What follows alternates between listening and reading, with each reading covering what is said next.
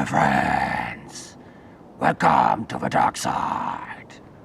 Today I want to talk about the lights of the KTM 790 Adventure R.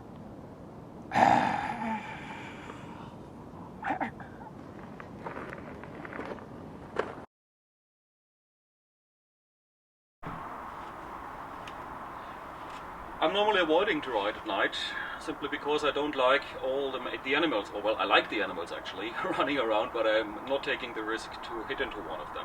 Nevertheless, sometimes it's unavoidable if you come from a group ride or a meeting, to be also out when it's really dark. And then you might want to have actually better light. And just by coincidence, when I had bought the KTM 790, Bike magazine actually published a test of these extra lights, and these little pods here, which come from a Swedish company called Xenon Kungen, the Xenon King. I'm not getting sponsored by them in any way, I'm just mentioning it. We gotta recommend it because they are quite cheap, 249 Swedish crowns, which is approximately 24, 25 euros.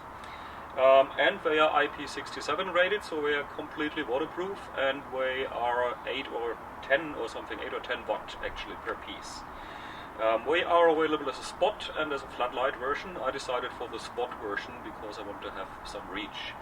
They are sold as work lights, so we're not road legal, so you do that on your own risk, of course.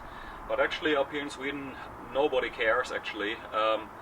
And at night I will need to be a bit careful not to blind other traffic participants like cars actually, but I have a switch on the handlebar for those.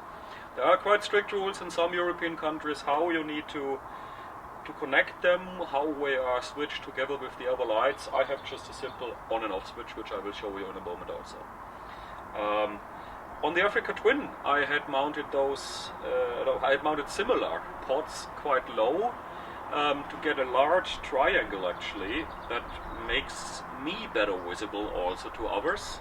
As far away from the headlight, I had engine crash bars on the Africa Twin, and I could mount those down there. Unfortunately this doesn't work on the KTM because there are no crash bars down there and it's all plastic. I didn't find a really good way to fix them here, but here I will show you how I did it here. So let's take a look.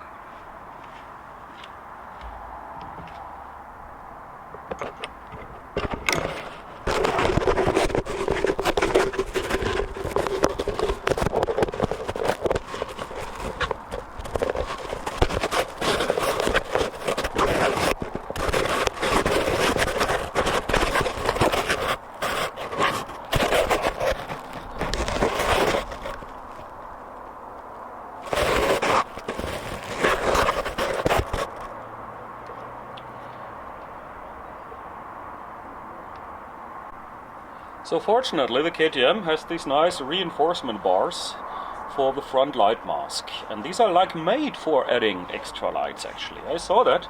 KTM would have been really nice if they would have fixed some threads or something on that to put an extra light here. They could even put that on the Power Parts catalog.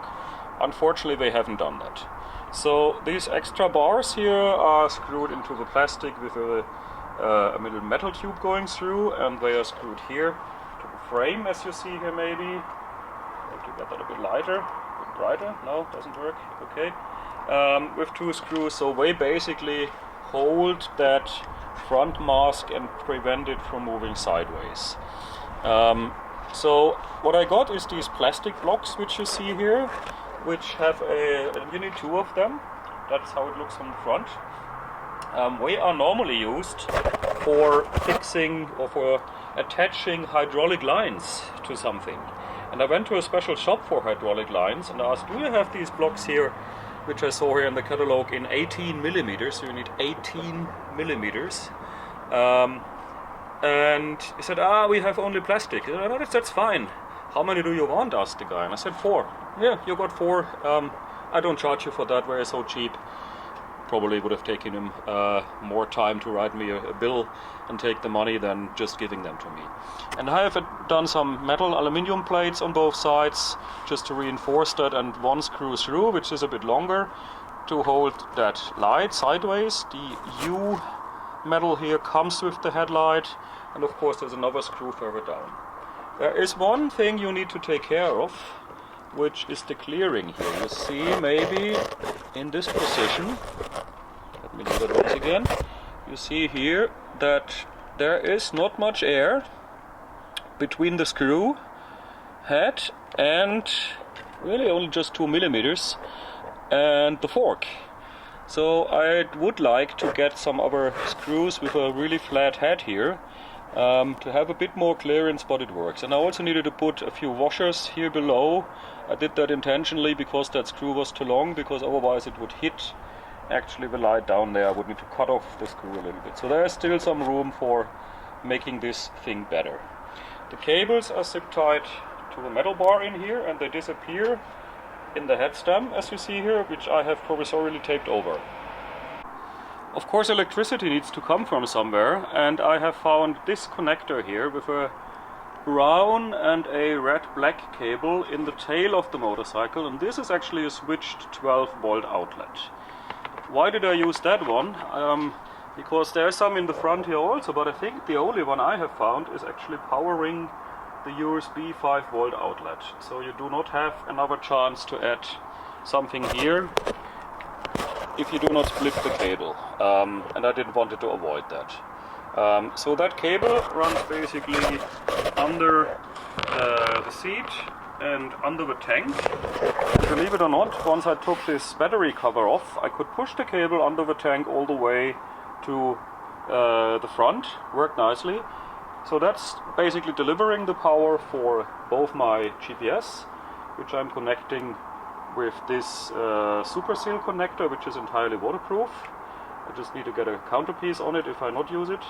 And the heated grips and the headlights. Works nicely so far. I'm not sure how many watt this thing is rated, this outlet on the back, but so far it didn't blow any fuse, so it seems to be okay. For switching the lights on and off, I have this switch mounted on the handlebar. As you see, I can just move my hand over and easily reach it with my thumb, and it's a large one, so it even works nicely with gloves on.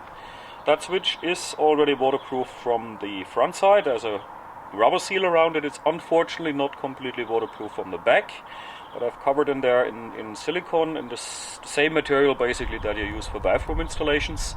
My plan is to make a little frame just the size like in the front out of plastic material, and then fill that with 2-component epoxy, like this liquid metal stuff. Basically completely put it in this block which hardens out, and then we'll make it completely waterproof. That's a little project I still have to do. But originally I wanted to put it somewhere on the sides of the lamp mask. There are in the corners 2 covers which you can remove. But I found it more practical to have it really in reach here for the thumb if I quickly want to switch off because of meeting traffic, and then easily switch it on again. It's quite easy to reach even with gloves.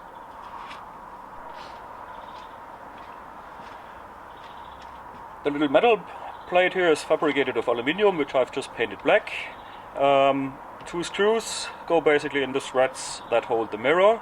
There's a little bit of an aluminium tubing below as a spacer. The screws need to be, I don't remember, I think 35 millimeters long, then you have the right length, and that positions it nicely. And if you ask why I have another hole here, of course I did not measure the distance wrong at the first attempt. No, I would never do that.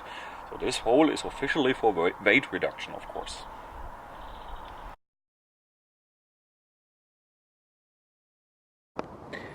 So this is approximately how dark it gets now in the end of May. We are in Stockholm in Sweden, so the nights will not get totally pitch black any longer. We are just 4 weeks ahead from midsummer, so no really black lights. But in front of me is this little gravel road here leading to an old airfield, and I wanted to show you how much I see. This is approximately, I see with my real eyes a little bit more than actually you see on the camera here. So first thing, I will need to switch on the engine. It will get a little bit less easy to hear what I'm saying. And there are some bugs around here also, which are starting sucking my blood. I can feel that. So the first setting will be only the low beam. Then I will show you the low beam and my auxiliary lights, and at the end also high beam and auxiliary lights, and go back. You will notice that with the auxiliary lights on. I have quite a lot of light spreading up and no real limit between dark and bright, so this will not be good to be switched on at night time because I would be blinding any oncoming traffic. So let's start. The little display is coming on there. That is, I guess, some sort of parking light going on. I think that's the daylight light. Let's start the engine. Need to swap my hands. So this is low beam.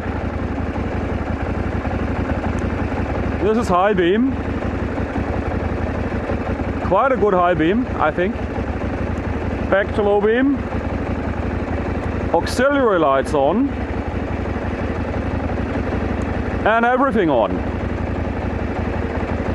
So auxiliary lights off and high beam.